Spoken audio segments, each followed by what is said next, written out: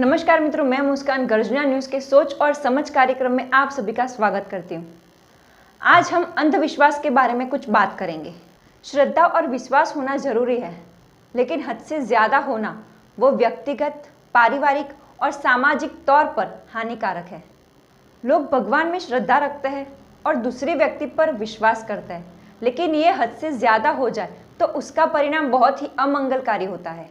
हम भगवान, अल्लाह, यीशु, बौद्ध ये सब में श्रद्धा रखते हैं।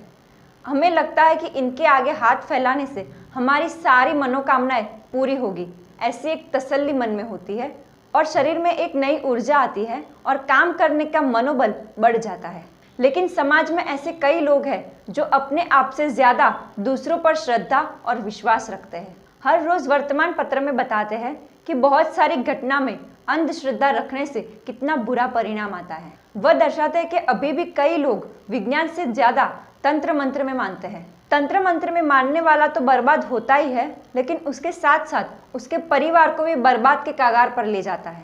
ये बात हम आपको इसलिए बता रहे हैं कि यहाँ पे कुछ दिन पहले एक ऐसी घटना बनी जिसमें एक लड़की बेहोश हो गई, तो उसके परिवार वालों ने वो लड़की को डॉक्टर, वैद्य या हकीम की जगह पे एक तांत्रिक के पास ले गए।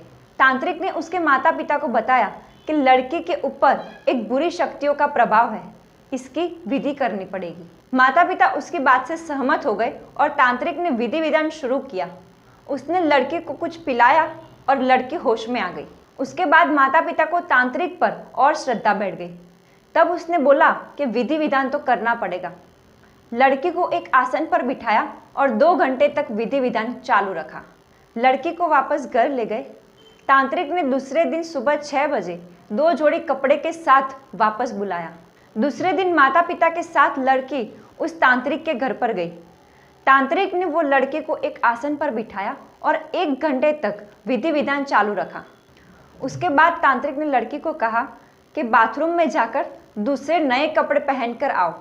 लड़की नहाकर बाहर आती है तो उसके माता पिता वहाँ पे नहीं थे। लड़की ने तांत्रिक से पूछा कि मेरे माँ बाप कहाँ हैं, तो तांत्रिक ने जवाब दिया कि आज पूरा दिन विधि चलने वाली है तो मैंने उन्हें घर भेज दिया है। लड़की ने कहा ठीक है। बाद में 2 घंटे तक तांत्रिक कुछ न कुछ करता रहा। फिर लड़की के लिए खाने पीने की सामग्री मंगाई। तांत्रिक ने लड़की को खाने के लिए कहा तो लड़की ने खीर के अलावा पूरा खाना खाया और उसके बाद बर्तन भी साफ किए। लड़की ने 2-3 चम्मच ही खीर खाई और बाद में तुरंत तांत्रिक वहाँ पे आया। तांत्रिक ने आकर पूछा कि खाना खाया? लड़की ने बोला कि हाँ खा लिया। तांत्रिक ने फिर से पूछा कि पूरा खाना खाया? तब लड़की ने बोला कि हाँ खा लिया। तांत्रिक ने उससे पूछा कि खीर खाई?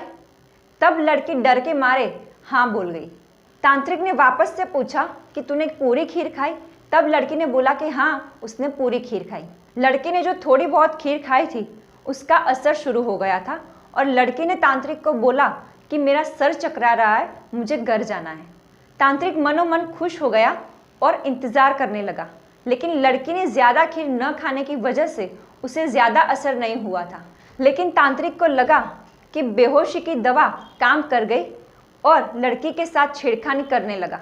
लड़की तुरंत स्वस्थ हो गई और तभी उसने तांत्रिक को धक्का देकर कक्ष से बाहर निकल गई और कक्ष को बाहर से बंद कर दिया और वहां से सीधे घर जाकर माता पिता को आप बीती कही।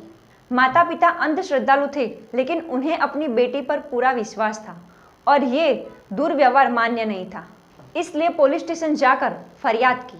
हम सभी लोगों को इंतजार करते हैं कि अंधश्रद्धा और श्रद्धा के बीच में जो पतली सी लकीर है उसे पहचानिए और अपने साथ अपने परिवार और अपने समाज को अंधश्रद्धा की खाई में जाने से बचाएं। धन्यवाद।